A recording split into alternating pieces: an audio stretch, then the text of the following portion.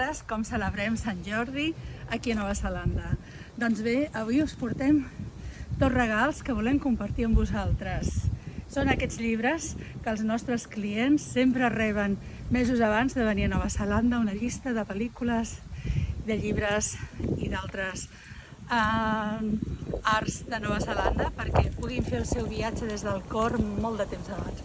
El primer que us vull comentar avui, que és un regal, és aquest. Es diu Tears of Rangi. Aquest llibre de l'Anne Salmon, titulat Tears of Rangi, experiments que travessen el món, en català el traduiríem com les llàgrimes del cel. Rangi, en maori, és el cel. L'Anne fa un estudi històric impressionant del resultat d'intercanvis culturals entre la colònia britànica i les tribus de Nova Zelanda, els maori, la colonització i els aprenentatges i les pèrdues provocades quan dues cultures es troben, que encara duren avui a dia d'ara.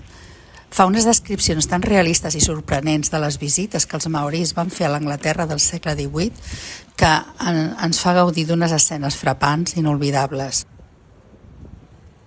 El segon regal és aquest, que és Com parlar neozelandès. És not English, és neozelandès.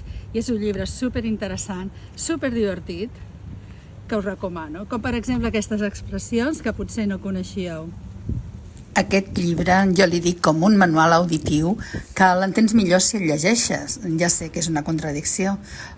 Deixa'm posar-te, per exemple, això que has llegit ara, el sand, que és el que cobreix tota la platja. Nosaltres potser hem après a dir sand.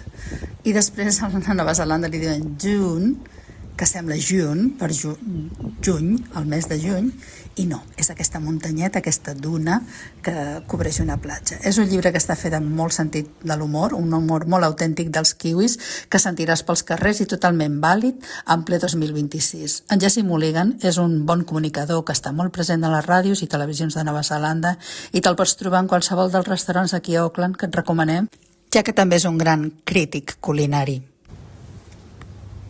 I el tercer regal és de dins d'aquest quete que està ple de paraules en català.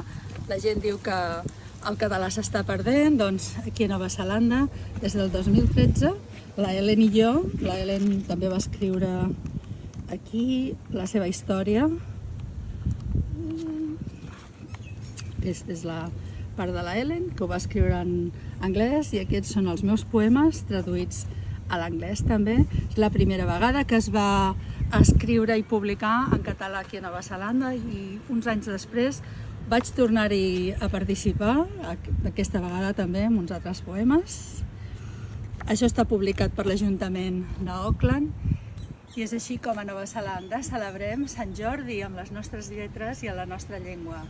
Hariko Arra, Sant Jordi, que en maori vol dir Feliç Diada de Sant Jordi, des de Two Ways.